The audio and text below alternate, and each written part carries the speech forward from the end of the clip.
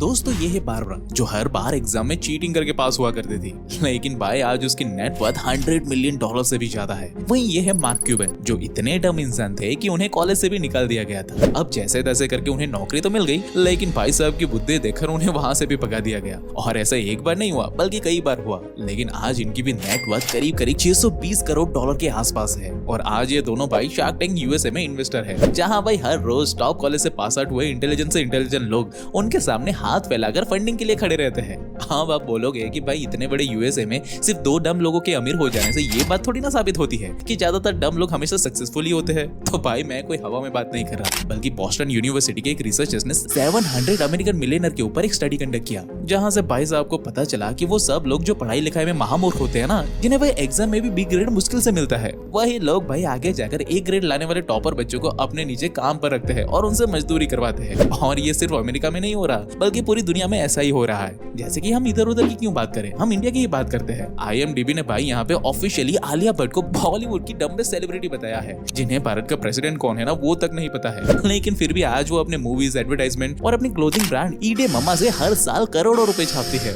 और उनकी ये बिजनेस और मूवीज की मैनेजमेंट के लिए मैडम जिन्हें IIT, IIM और हार्वर्ड ग्रेजुएट को नौकरी पे रखा हुआ है।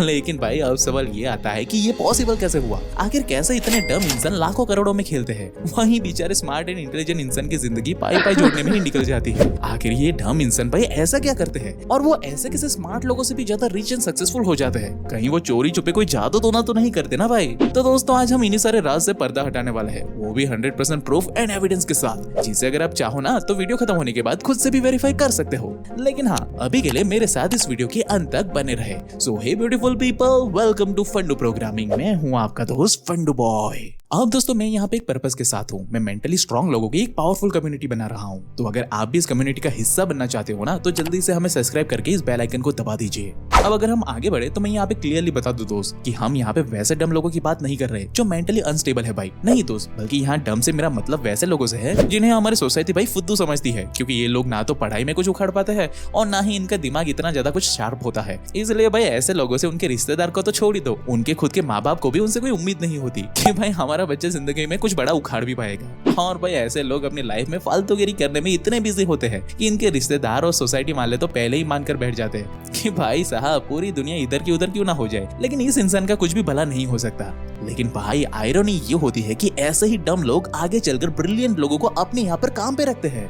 लेकिन अब सवाल ये आता है कि जब ये डम लोग ना तो पढ़ाई में अच्छे होते हैं और ना ही किसी और चीज में महारथी होते हैं, तो भाई फिर ये लोग ऐसे कैसे इतने ज्यादा आगे निकल जाते हैं? तो भाई इसका सबसे बड़ा कारण है बेशर्मी। डम लोग महाबेशर्म इंसान होते हैं। हाँ आप पूछोगे कि भाई बेशर्मी का सक्सेस से क्या लेना देना, तो जरा ये देख लो। एक क्लास में 2 लड़के पढ़ते थे। अमन जो कि एक बैक बेंचर है, जिसे पूरी दुनिया डम एंड स्टूपिड इंसान समझती है। वहीं दूसरी तरफ उसी क्लास में पीयूष भाई साहब भी पढ़ते हैं, जो कि हर एग्जाम में भाई टॉप करते हैं। यहाँ तक कि भाई पीयूष जब तक हर रोज 10 घंटे सेल्फ स्टडी ना कर लेना, तब तक बेचारे को खाना हजम नहीं होता। वहीं भाई अमन को सोसाइटी डम एंड स्टूपिड इंसान समझती है, क्योंकि अमन ने ना तो IIT, नीट या कैट जैसे एग्जाम को क्रैक करना तो छोड़ ही दो, भाई साहब अपने स्कूल के एग्जाम में भी मर मर के पास होते हैं। इसलिए एक दिन अमन ने सोचा कि क्यों ना वो घर बैठे बैठे एक चॉकलेट का छोटा मोटा सा बिजनेस शुरू करे। और भाई का प्लान बड़ा ही सॉलिड था, क्योंकि वो घर पे बैठकर चॉकलेट बनाएगा और उसे अपने आसपास के शॉप में सेल करके मस्त घर पे बैठ के प्रॉफिट कमाएगा। जैसे कि एक चॉकलेट बनाने में अमन को 30 रुपए का खर्चा आता है, तो उसे वो मार्केट में आराम से 100 रुपीज में बेच सकता है। जैसे कि फिर दुकानदार अपने ग्राहकों को 125 रुपीज में बेचेगा, यानी कि एक चॉकलेट पर अमन को 70 रुपीज का क्लियर मुनाफा, क्लियर प्रॉफिट। वहीं दुकानदार को बिना कोई मेहनत के हर चॉकलेट पर 25 रुपीज का मुनाफा मिलेगा, जिससे कि अमन भी खुश, दुकानदार भी खुश और मजेदार चॉकलेट खाकर कस्टमर भी खुश।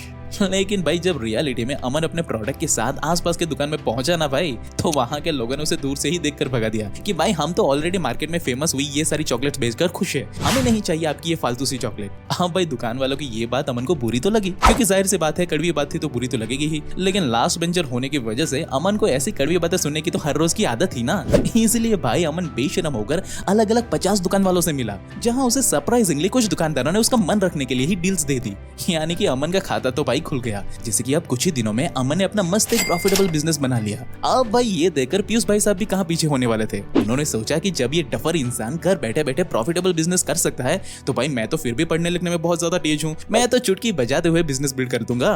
और इसी सोच के साथ पीयूष भाई साहब मार्केट में पहुंचते हैं और तब उसे भी भाई दुकान वाले मुंह पर रिजेक्ट कर देते हैं कि भाई हमें नहीं चाहिए तुम्हारी ये फालतू वाले चॉकलेट, हम तो फेमस वाली चॉकलेट ही बेचेंगे। अब ऐसा एक नहीं बल्कि कई दुकान वालों ने पीयूष के मुंह पर ही बेइज्जती कर दी।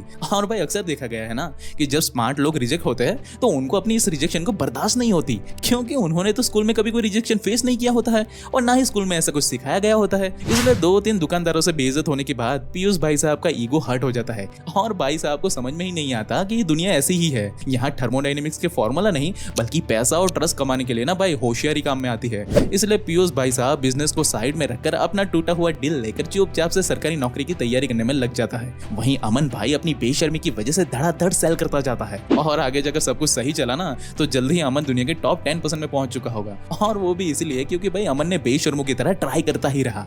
और भाई ये जो अमन की कहानी मैं आपको बता रहा हूँ ना, ये कहानी शार्क टैंक वाले अमन गुप्ता से काफी मिलती जुलती है। जहाँ अमन गुप्ता ने भी भाई अपनी कंपनी बोट की जब शुरुआत की थी ना, तब ये खुद भी अलग अलग दुकानों में जाकर अपने ब्रांड की ईयरफोन मांगते थे ताकि लोग उनके ब्रांड के बारे में जाने और फिर थोड़ी देर के बाद अपने खुद के ही सेल्समैन को उस दुकान में भिजवा कर अपने प्रोडक्ट को भिजवा देते थे, बिल्कुल बेशर्मों की तरह। और आज भाई इसी बेशर्मी का नतीजा है कि अमन गुप्ता जिन्हें पढ़ाई लिखाई का बिल्कुल भी शौक नहीं था, वो भाई आज करोड़ों रुपए हर साल छापते हैं, वो भी अंधा पैसा। और ये कोई अकेले इंसान नहीं है जो ऐसा कुछ करते हैं, बल्कि भाई फॉरेन यूट्यूबर लोगन पॉल और केएसआई भी अपनी फालतू से एनर्जी ड्रिंक को बेचकर हर महीने भाई इतने पैसे छापते हैं ना, जितना पैसा तो भाई एक पढ़ा लिखा इन्वेस्टमेंट बैंकर साल भर घिस घिस के काम करके भी नहीं कमा पाता।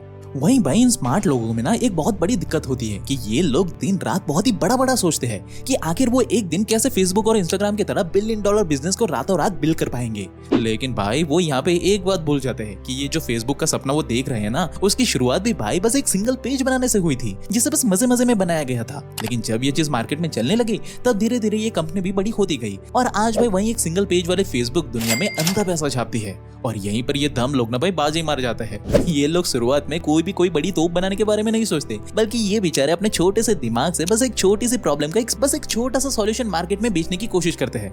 जैसे कि अपने रितेश अग्रवाल को ही देख लो।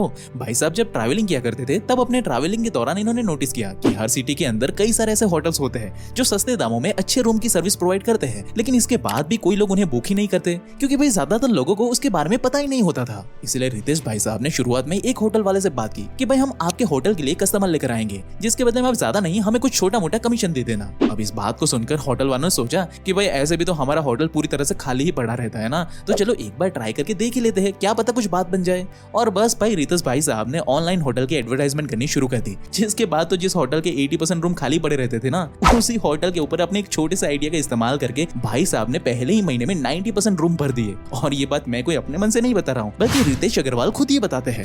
तो सिर्फ इससे जो है मैंने पहला होटल शुरू किया।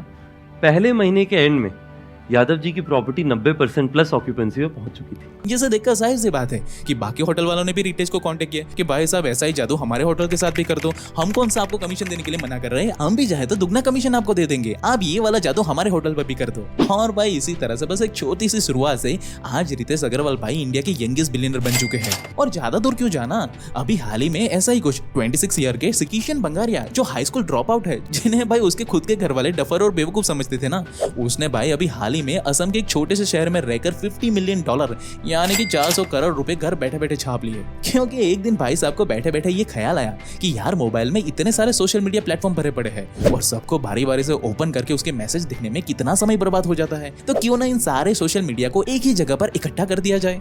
और बस इतना सिंपल सा आइडिया लेकर भाई साहब ने 2020 में ज्यादा नहीं बस एक ही हफ्ते में एक मामूली सा प्रोजेक्ट बना दिया जिसका नाम टेक्स रखा, जहाँ पे आप सिंपली अपने हर एक सोशल मीडिया में आए हुए मैसेजेस को एक ही जगह पर देख सकते हो, बस और कुछ भी नहीं। और भाई की ये प्रोटोटाइप को सिलिकॉन वैली में भाई लोगों को भयंकर पसंद आया और भाई को पूरा प्रोजेक्ट बनाने के लिए $1 मिलियन की फंडिंग भी मिल गई। लेकिन भाई जैसे ही इस प्रोजेक्ट के बारे में मार्केट के बाकी बड़े बड़े लीडर को पता चला ना, तो भाई रातों रात बड़ी बड़ी कंपनियां ढेर सारा पैसा लेकर किशन के घर पे पहुंच गई। यहाँ तक कि ओपन एआई जिसने चैट जीपीटी अभी बनाया है ना, उन्होंने भाई किशन को $50 मिलियन यानी कि 400 करोड़ रुपए नकद देकर ऐप को हाथों हाथ खरीद लिया और सीधा किशन को अमेरिका के सिलिकॉन वैली में लेकर गए ताकि वो बाकी का काम वहां पे आराम से बैठे बैठे एसी में बैठकर कर सके। अब आई एम श्योर श्योर कि ये सिंपल सा आइडिया हजारों IIT IIM या फिर हार्वर्ड यूनिवर्सिटी में पढ़ रहे स्मार्ट और इंटेलिजेंट लोगों को भी आया होगा, नो डाउट इन दैट। लेकिन ऐसे स्मार्ट लोग तो भाई बड़ी बड़ी अपॉर्चुनिटी का वेट करते हैं ना, इसलिए किसी ने भी सिंपल से आइडिया पर कोई काम ही नहीं किया। वही किशन जिसे सब लोग डफर और डम समझते हैं ना, उसने भाई अपने छोटे से दिमाग से छोटे मोटे आइडिया के ऊपर काम किया और करोड़ों रुपए घर बैठे बैठे छाप लिए। जबकि यही बड़ी बड़ी कॉलेज में पढ़ रहे स्मार्ट एंड इंटेलिजेंट लोग सालों साल पढ़ाई करने के बाद भी आज भी किसी फालतू सी कंपनी में नौकरी पाने का अपना सपना यूं ही बैठकर देख रहे होंगे। जबकि ये गांव का ड्रॉप आउट लड़का आज 400 करोड़ रुपए कमा करके बैठा है। हाँ भाई, यहाँ पर हमें ये तो समझ में आ गया कि आखिर ये डम लोग कैसे स्मार्ट लोगों से आगे निकल जाते हैं। लेकिन अब सवाल भाई ये आता है कि आखिर एक छोटी सी कंपनी की शुरुआत हम कैसे कर सकते हैं? क्या हम बिना कोई पैसे के भी बिजनेस बिल्ड करके लाखों करोड़ों रुपए छाप सकते हैं? और अगर हाँ, तो ये कैसे करना पॉसिबल है? तो दोस्तों, इन सारे सवालों के जवाब आपको इस लेफ्ट वाली वीडियो में मिल जाएंगे। बाकी आपको हमारा ये वीडियो कैसा लगा वो हमें कमेंट करके जरूर से बताना, और हमारी पावरफुल कम्युनिटी का हिस्सा बनने के लिए हमारे चैनल को भाई अभी सब्सक्राइब करें। And at last, thank you for watching guys.